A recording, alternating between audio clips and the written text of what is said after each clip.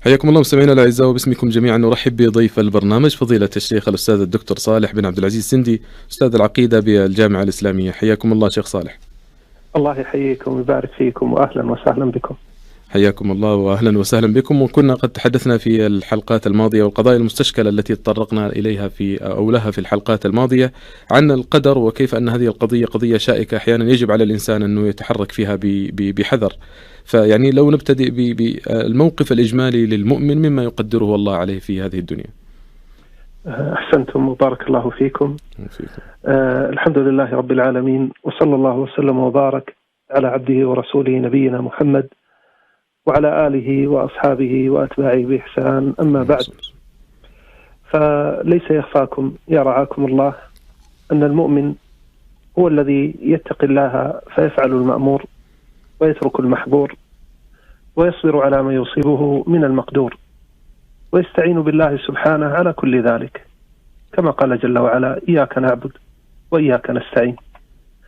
وإذا أذنب استغفر وتاب، لا يحتج بالقدر على ما يفعله من السيئات، ولا يرى للمخلوق حجة على رب الكائنات، بل يؤمن بالقدر ولا يحتج به ها هنا، كما في الحديث الصحيح حديث سيد الاستغفار، وفيه قوله صلى الله عليه وسلم: أعوذ بك من شر ما صنعت، أبوء لك بنعمتك علي وأبوء بذنبي فاغفر لي فإنه لا يغفر الذنوب إلا أنت. فيقر بنعمة الله عليه في الحسنات، ويعلم أنه هو الذي هداه ويسره لليسرى، ويقر بذنوبه ويتوب منها. يقر في نفسه قائلا: أطعتك بفضلك والمنة لك، وعصيتك بعلمك والحجة لك، فأسألك عفوك ومغفرتك. وفي الحديث القدسي المخرج في صحيح مسلم: يا عبادي إنما هي أعمالكم أحصيها لكم ثم أوفيكم إياها، من وجد خيرا فليحمد الله، ومن وجد غير ذلك فلا يلومن إلا نفسه. نعم، أحسن الله إليكم. يعني ربما هذا يقودنا إلى تساؤل آخر، يعني هو الاحتجاج بالقدر بشكل عام، يعني متى يكون جائزا ومتى يعني يكون غير منطقي؟ متى يجوز الإنسان أن يحتج بالقدر؟ نعم، القدر سلمكم الله يؤمن به ويحتج به في البلايا والمصائب، وليس في المعاصي والمعائب. ما قدر من المصائب فإنه يجب الاستسلام له، وهذا من تمام الرضا بالله ربا. أما الذنوب فليس للعبد أن يذنب، وإذا أذنب فعليه أن يستغفر ويتوب، فيتوب من المعائب ويصبر على المصائب. توضيح ذلك أن المؤمن يطمئن إلى القدر في المصائب، إذا نزلت به مصيبة من المصائب التي فرطت ولا يمكنه منازعتها، اطمأن إلى تقدير الله واستروح إليه، فتهون عليه مصيبته، ويكتسب الطمأنينة والسكينة والتسليم، لأنه يعلم أن تقدير الله خير له، فيقول: قدر الله وما شاء فعل. يتذكر قوله صلى الله عليه وسلم: عدل في قضاؤك. فهو يعترف بأن تقدير الله سبحانه خير له، فيطمئن إلى ذلك، ويرجو أن يكون سبب تكفير للسيئات ورفعة للدرجات. والله سبحانه يقول: ما أصاب من مصيبة إلا بإذن الله، ومن يؤمن بالله يهدي قلبه.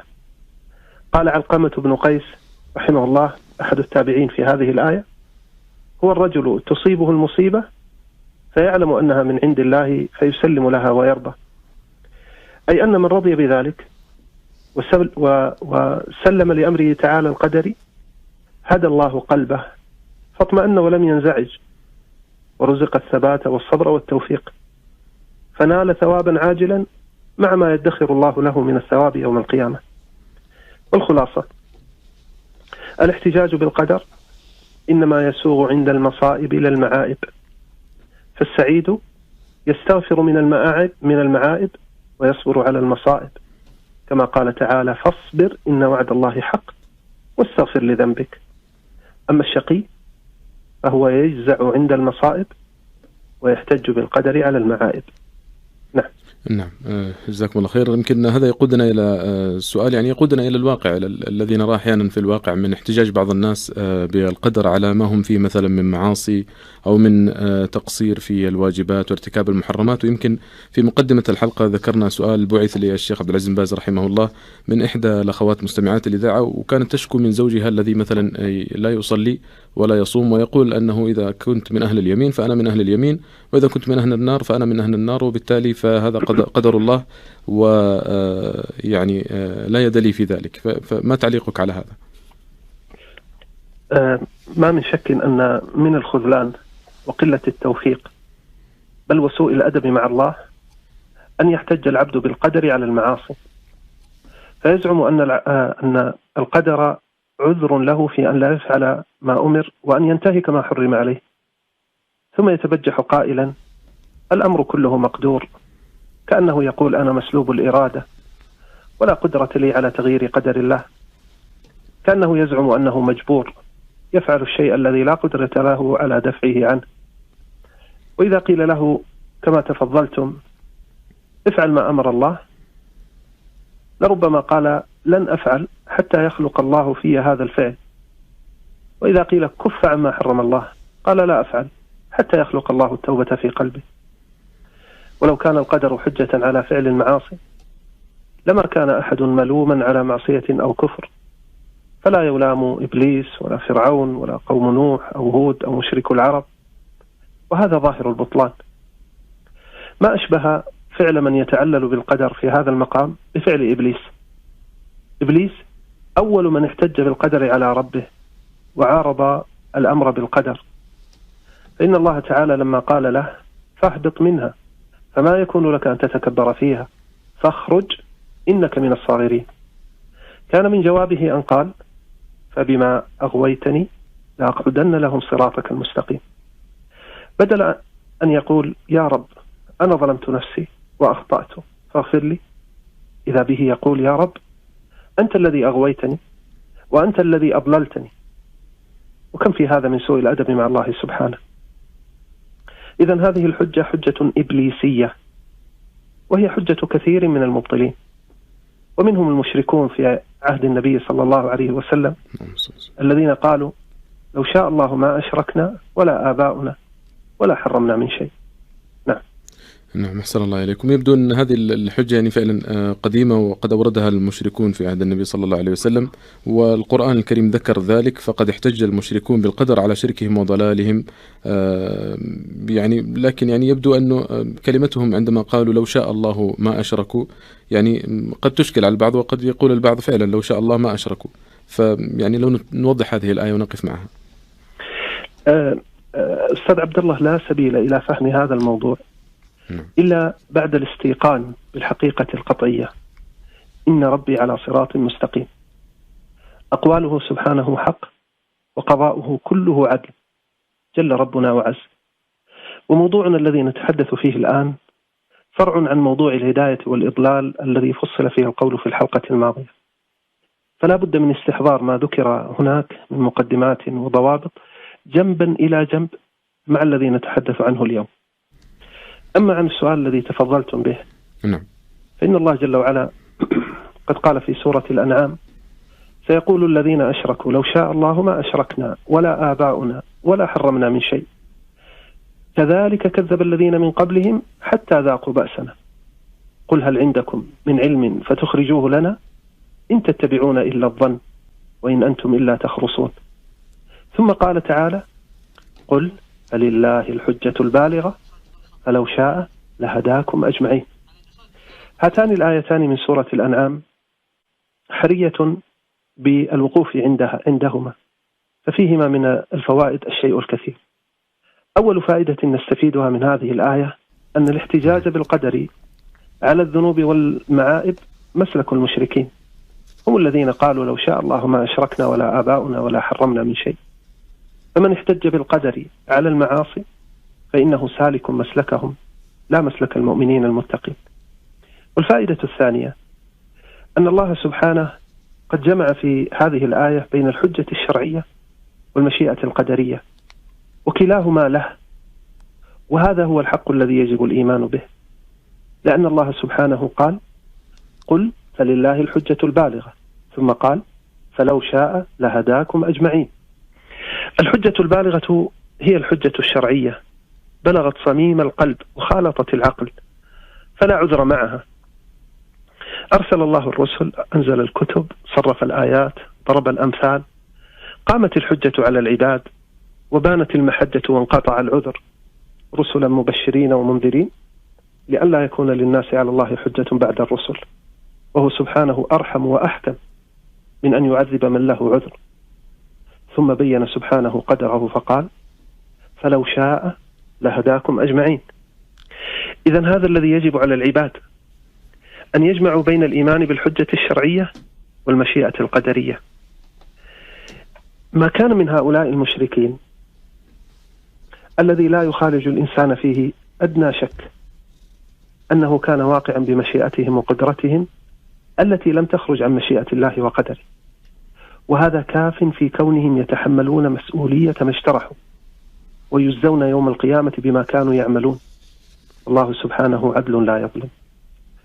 الفائدة الثالثة: هذه الآية تدل على أن حجة المحتج بالقدر حجة داحضة، حيث قال سبحانه: قل فلله الحجة البالغة. الفاء هنا هي التي تسمى الفصيحة، وهي مؤذنة بكلام محذوف، بمعنى إذا كان ما احتج به هؤلاء المشركون ما هو إلا اتباع للظن وتخرص، فإن لله الحجة البالغة. ولاحظ هنا أيضا تقديم الخبر على المبتدأ الذي يفيد الاختصاص، فالحجة البالغة لله لا لكم وعليه، فكل من احتج بالقدر فإن حجته داحضة، والحجة لله عليه وليس له حجة على الله. نأتي الآن للفائدة الرابعة وفيها جواب السؤال. هذا الذي قاله هؤلاء المشركون: سيقول الذين أشركوا لو شاء الله ما أشركنا، أهو حق أم باطل؟ نقول: هو حق، لكن وجه الإنكار أنهم أرادوا به باطلة. ما قال المشركون هذه المقالة لأنهم يريدون إثبات القدر والتسليم له، يريدون إثبات القدر والتسليم له، إنما أرادوا معارضة أمر الله بالقدر وتسويغ شركهم، وهذا هو الضلال المبين. فهي إذن كلمة حق أريد بها باطل فاستحق الإنكار عليه. ولا شك ولا ريب أن هؤلاء المشركين يتبعون الظن والهوى وليسوا مريدين للحق، بدليل أنهم لا يسوغون الاحتجاج بالقدر على هذه الشاكلة في كل موضع، إذ لو طعن أحد فيهم أو في آلهتهم لا آذوا، أين الاحتجاج بالقدر ها هنا؟ واعتبر في هذا بموقفهم من النبي صلى الله عليه وسلم وأصحابه، كيف آذوهم وعادوهم وحاربوهم؟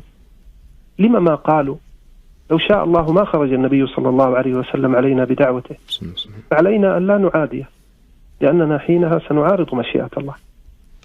فتبين أنهم، وهكذا كل محتج بالقدر، ليسوا إلا متبعين لأهوائهم لا غير. نعم جزاكم الله خيرا شيخ صالح. ويبدو أن القضية بالفعل بحاجة إلى المزيد من التفصيل، خاصة حول من يحتج بالقدر على المعائب. وقبل ذلك يعني نستأذنكم أن نقف مع فقرة وصية عالم. في هذه الحلقة اخترنا مقطع للشيخ ابن عثيمين رحمه الله عنوانه: لا حجة للعاقل بقدر الله على شرع الله.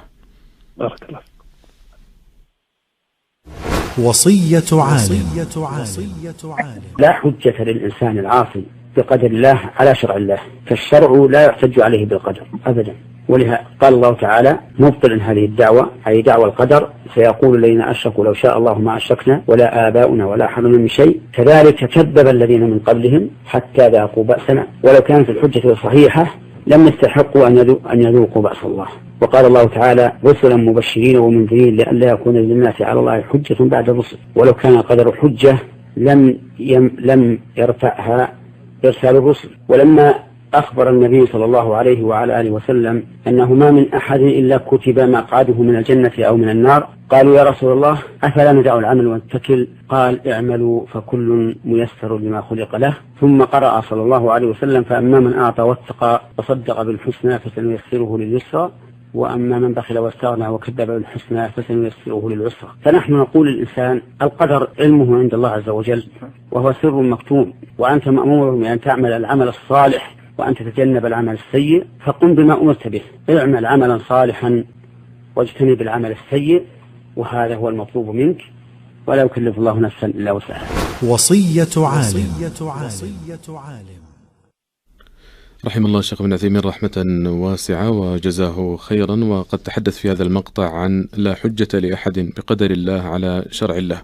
أهلا بكم أيها الأخوة والأخوات مرة أخرى في هذا الأثير الطيب المبارك، إذاعة القرآن الكريم من المملكة العربية السعودية، وحلقة جديدة من برنامج وعي، البرنامج الذي يناقش قضايا الفكر والعقيدة والمنهج. أهلا بكم وباسمكم جميعا أيضا نرحب مجددا بفضيلة الشيخ والأستاذ الدكتور صالح بن عبد العزيز سندي، أستاذ العقيدة بالجامعة الإسلامية، ضيف البرنامج الدائم. حياكم الله مجددا شيخ صالح. الله يبارك فيك ويحفظكم. واختيار الوصايا ما شاء الله كالعادة مسدد، جزاكم الله. كلام العلماء ما شاء الله كالبلسم من الجروح. بارك الله فيكم. نعم، كتب الله أجركم شيخنا المبارك. وقد تحدثنا قبل الفاصل عن احتجاج المشركين لو شاء الله ما أشركنا. يعني أظن أننا بحاجة أيضا أن نناقش بتفصيل أكبر كلام من يحتج بالقدر على المعائب وعلى المعاصي، كيف نجيب عن شبهته؟ هذه الحجة لا شك أنها حجة باطلة وعذر قبيح لا يجوز لأحد أن يعتذر به، ويدل على هذا 8 أوجه. نعم. الوجه الأول أن هذه الحجة لا شك أنها حجة باطلة. لما؟ لأنها حجة لا تضطرد. بمعنى إذا كان القدر علة العذر فشرط العلة أن تضطرد، أي كلما وجدت العلة وجد الحكم، كلما وجد القدر وجد العذر، لكن هذا ليس مضطردا.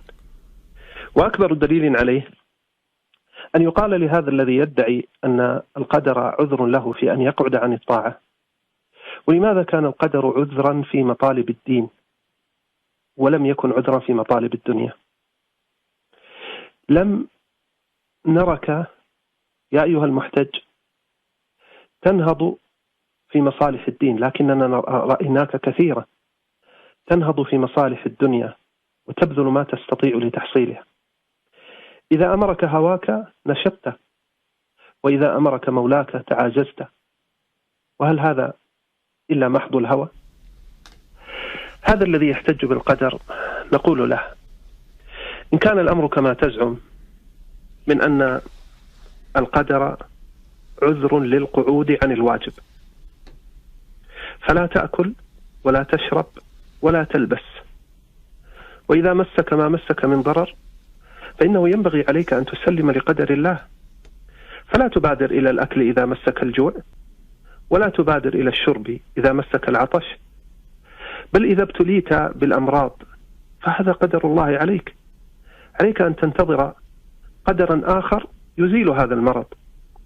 ولو أصبت وأعيذك بالله باحتراق في جسدك فعليك أن تسكن وأن تنظر إلى هذه النار التي تسري في جسدك ولا تحرك ساكنا، لأن هذا قدر الله، وأنت قد التزمت بأن لا تفعل شيئا وأن تستسلم للقدر.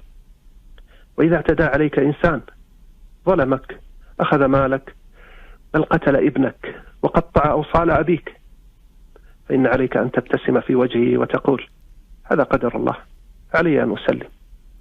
وإذا استدان أحد منك مالا ولم يرجعه، أو اشترى سلعة ولم ينقدك ثمنها، فحذاري أن تطالبه بشيء، هذا قدر الله فسلم له. هل تلتزم يا أيها المحتج بهذا؟ أنت تعلم يقينا أن واقعك خلاف هذا تماما. نحن نراك إذا أصبت بمرض في جسدك طرقت باب كل طبيب للعلاج، وصبرت على ما ينالك من ألم العملية الجراحية ومرارة الدواء طلبا للشفاء، فلماذا لا تفعل مثل ذلك في مرض قلبك بالمعاصي؟ نراك وأنت مريض تؤمر بالدواء فتشربه ونفسك لا تشتهيه، تنهى عن الطعام الذي يضرك فتتركه ونفسك تشتهيه، كل ذلك طلبا للشفاء. لم نرك تمتنع عن شرب الدواء لم نرك تأكل الطعام الذي يضرك ثم تحتج بالقدر، فلم تترك ما أمر به الشرع وتفعل ما نهى عنه وتحتج بالقدر؟ نراك لو عرض عليك وظيفتان إحداهما ذات مرتب أكثر فإنك تحرص عليها دون الناقصة، فكيف تختار لنفسك في عمل الآخرة ما هو الأدنى ثم تحتج بالقدر؟ الخلاصة: الاحتجاج بالقدر في هذا المقام احتجاج باطل، ولو طردناه فلا يمكن للناس أن يعيشوا أصلا، فهي إذن علة باطلة غير صحيحة. الوجه الثاني: هذه الحجة حجة باطلة بطلانا ضروريا لمنافاتها الفطرة التي فطر الله الناس عليها، وهي طلب ما ينفعهم ودفع ما يضرهم، وهذا أوضح من أن يستدل عليه.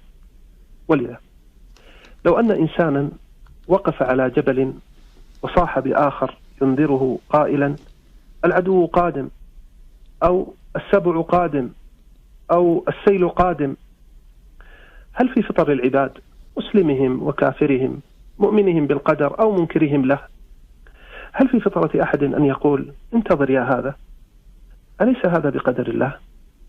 إذن علي أن أستسلم، وإن شاء الله نجاتي سأنجو.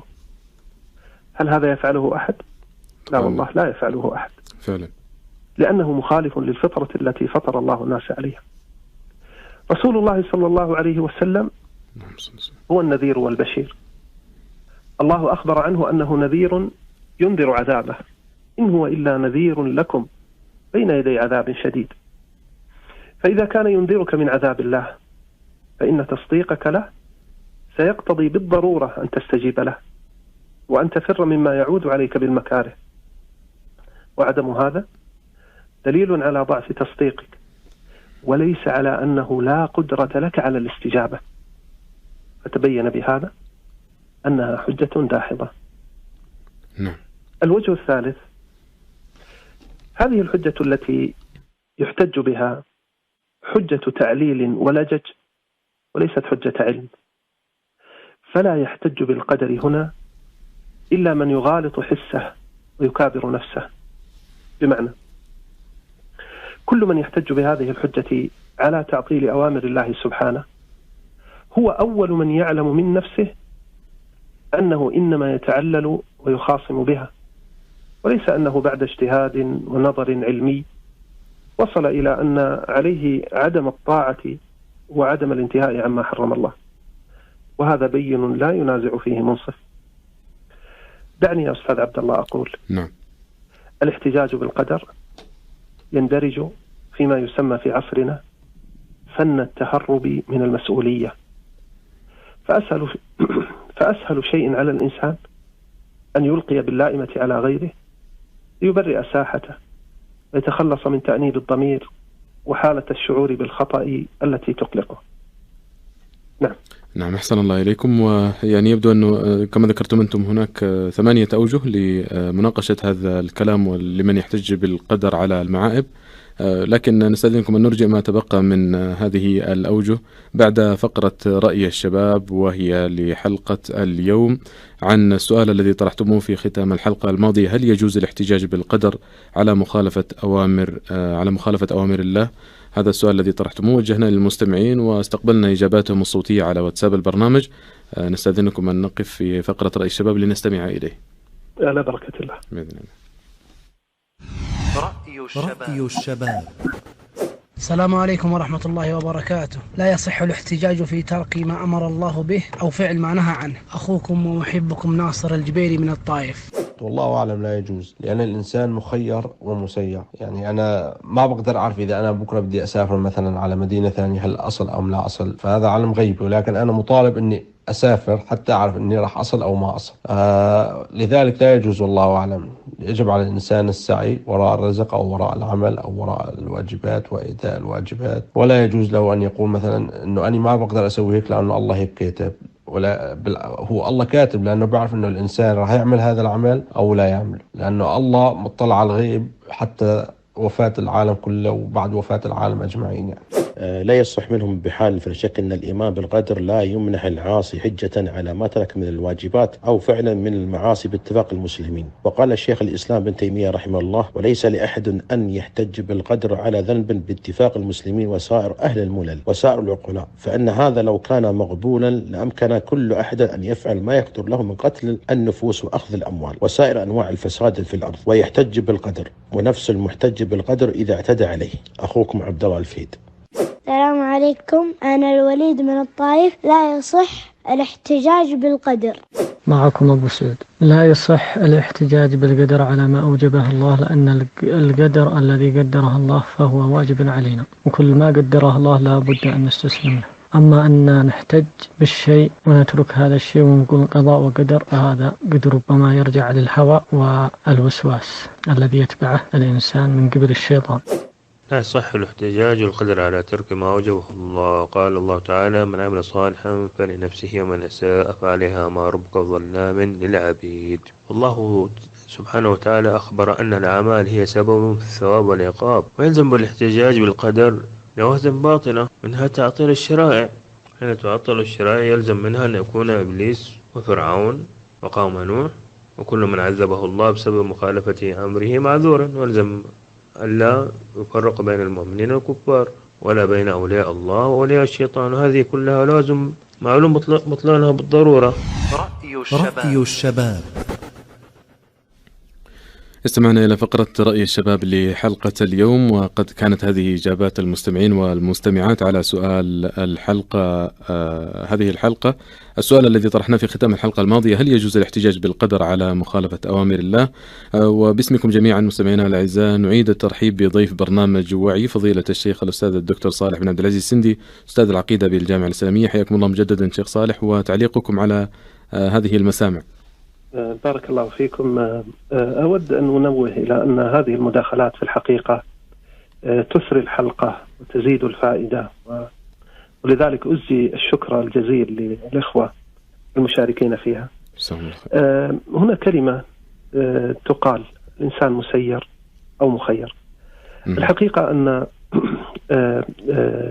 كلا الإطلاقين لا يصح، يعني لا يصح أن نقول هو مسير بإطلاق، ولا أن نقول إنه مخير بإطلاق، وإنما نقول له قدرة وله فعل، وقدرته وفعله لا تخرج عن مشيئة الله سبحانه وتعالى وتقديره، والمقام يعني تفصيله فيما نوضح إن شاء الله عز وجل.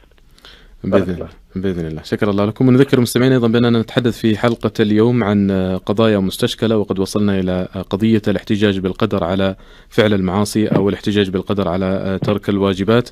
نتحدث إن شاء الله عن هذا الموضوع في حلقة اليوم. وقبل الفاصل أو قبل هذه الفقرة كنا نناقش كلام من يحتج بالقدر على المعائب، وأجاب الشيخ عن هذه الشبهة بعدة أوجه. نستكمل ما بقي من أوجه فضيلة الشيخ. نعم، بارك الله فيكم. الوجه الرابع حفظكم الله، وهو وجه واضح مختصر. نعم. الإنسان، دعنا من كل هذه التشغيبات يا أيها المحتج، إنما تأمل معي في هذه الجملة: الإنسان إما أن يكون مريدا للطاعة أو غير مريد لها. أما الذي يريد طاعة الله فلن يعتل بالقدر، بل سيطيع، وأنت ترى هذا بعينك يا أيها المحتج، لأن الإرادة التامة مع القدرة الكاملة ينتج عنها الفعل بإذن الله. والله عز وجل يسر العبادة وسهل أمرها على العباد ولم يحل بينهم وبينها. أما من قعد عن الطاعة فقد علمنا يقينا أنه غير مريد لها، إذ لا مانع يمنعه، ولو اعتل بالقدر فإننا نعلم أنه كاذب في دعواه ولا عذر له. إذن لا تغالط يا أيها المحتج بالقدر نفسك، أنت غير مريد للطاعة. ضع الأمور في نصابها وسمها باسمها. الوجه الخامس، يقال للمحتج بالقدر على فعل المعصية: ما الذي أعلمك بأن الله قدر لك أن تعصيه قبل أن تعصيه؟ نحن جميعا لا نعلم ما قدر الله لنا إلا بعد أن يقع، أما قبل أن يقع فلا ندري، لا ندري ما الذي يراد بنا. فهل عندك علم قبل أن تمارس المعصية أن الله قدرها عليك؟ الجواب قطعا لا، ما عنده جواب، ما عنده معرفة بهذا. إذن لما لا تقدر أن الله قدر لك الطاعة وتطيعه؟ أعني إذا قلت لك صلي تب إلى الله، فقلت الله ما كتب علي أن أصلي، إذا كتبها علي صليت. أقول ما يدريك أنه لم يكتب لك الصلاة؟ أنت لا تدري ما سيكون بعد قليل، فلما لا تقدر في نفسك، لما لا تقدر في نفسك أن الله كتب لك أن تصلي فتبادر إليها؟ احتجاج الإنسان بحجة على أمر يفعله قبل أن تتقدم حجته على فعله احتجاج باطل، لأن الدليل يتقدم المدلول. بمعنى أنت قدرت الآن أن الله كتب عليك المعصية فعصيت، فلماذا لم تقدر أن الله كتب لك الطاعة فتطيع؟ القدر سر مكتوم لا يعلمه إلا الله، ولا نعلم ما قضى الله وقدر إلا بعد الوقوع. فإذا كنت أقدمت على المعصية بزعم أنك مستسلم للقدر، فلما لا تعكس الأمر فتقدم على الطاعة وتقول أنا أستسلم للقدر؟ ألست لو ذكر لك أن للمدينة التي تريد الوصول إليها طريقين، الأول معبد آمن والثاني صعب مخوف، ألست تسلك الآمن؟ ستقول بلى. فنقول إذن لما تسلك في معاملتك ربك الطريق المخوف المحفوفة بالأخطار، وتدع الطريق الآمن الذي تكفل الله تعالى بالأمن لمن سلكه؟ الذين آمنوا ولم يلبسوا إيمانهم بظلم أولئك لهم الأمن وهم مهتدون.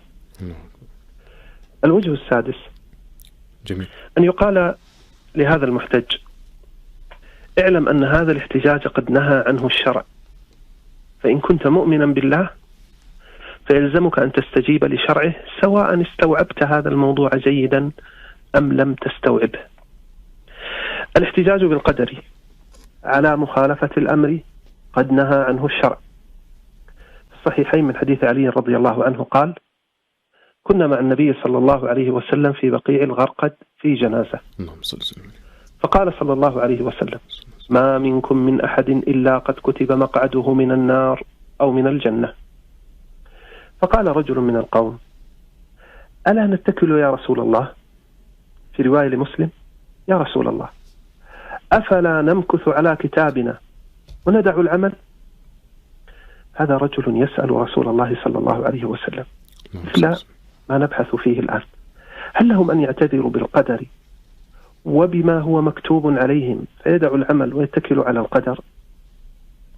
اسمع جواب الرؤوف الرحيم بهذه الأمة صلى الله عليه وسلم. قال صلى الله عليه وسلم لا. هذا نهي من لدن رسول الله صلى الله عليه وسلم، فواجب على العبد أن ينتهي.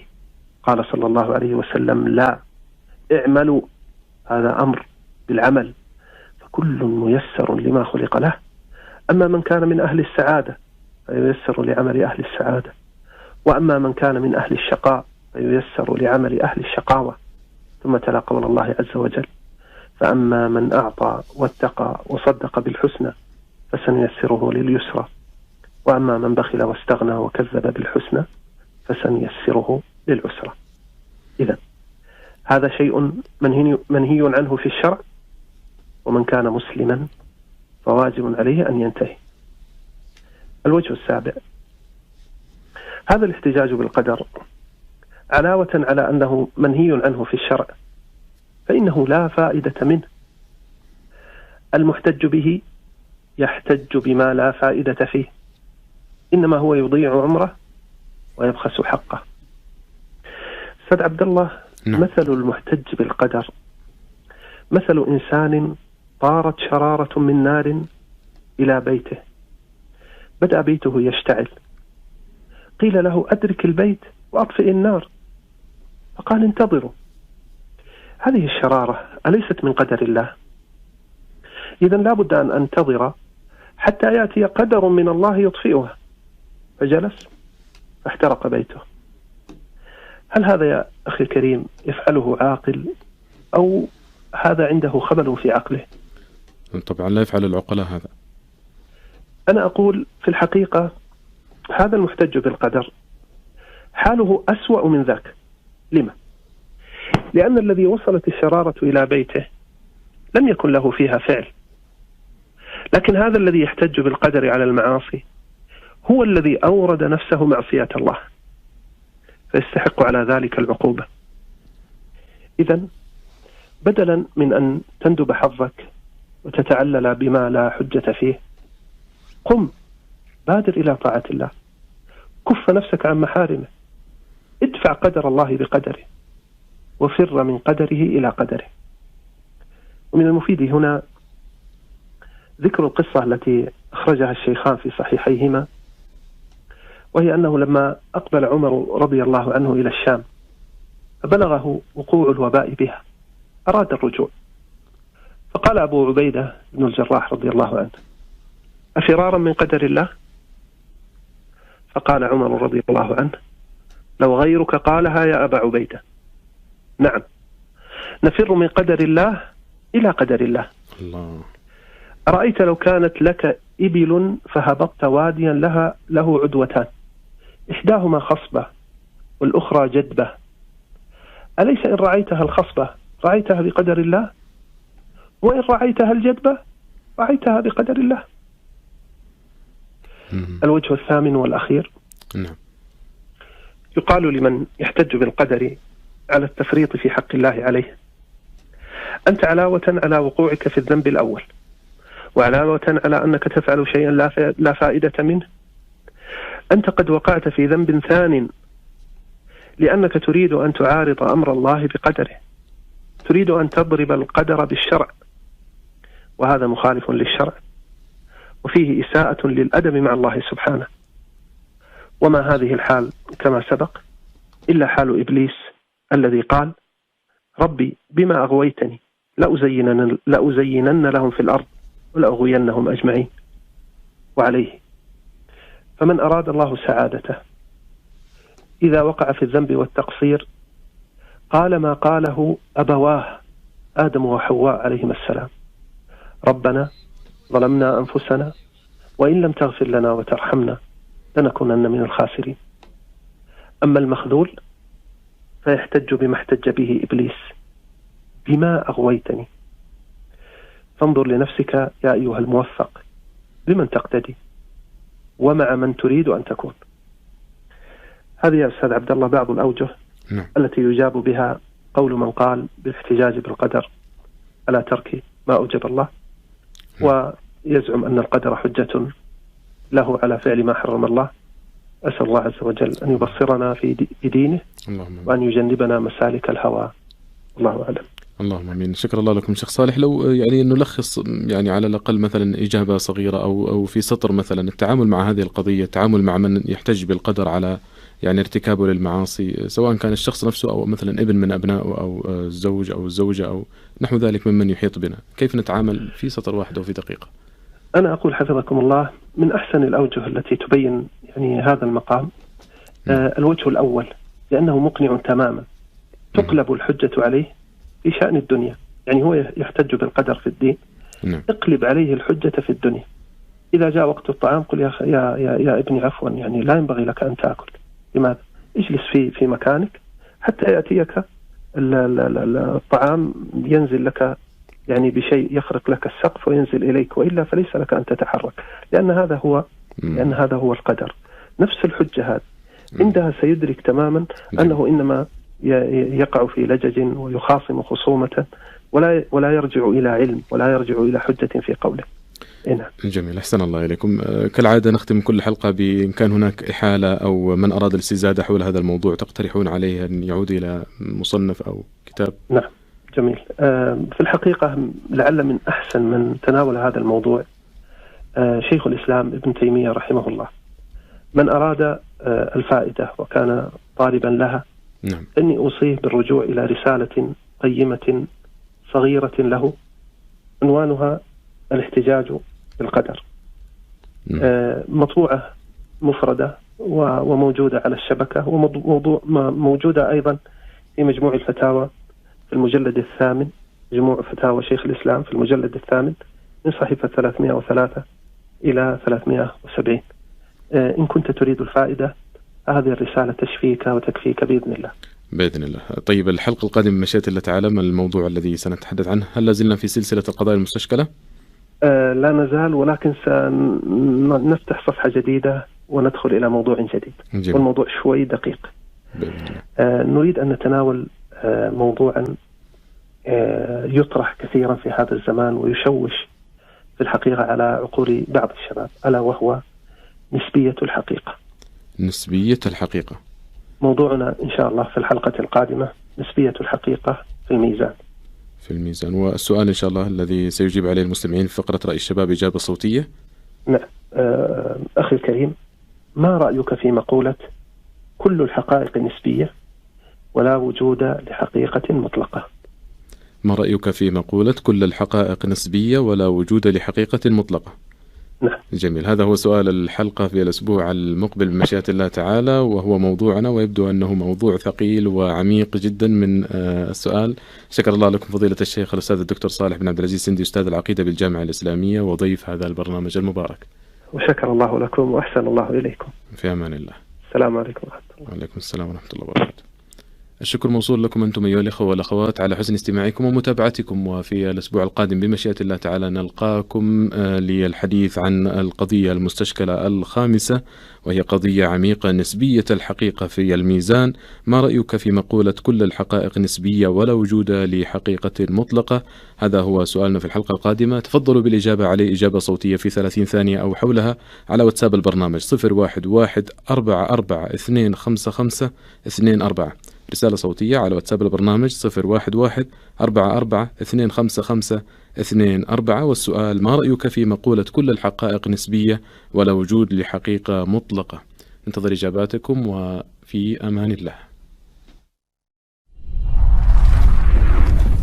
بان أمر الإله واختلف الناس فداع إلى ضلال وهادي، واللبيب من ليس يغتر بكون مصيره للفساد. وعي. غدا نلتقي وفي سلم اليقين نرتقي، فشكرا لاستماعكم باهتمام. يقولها في الختام عبد الله الزهران وماجد الدباس.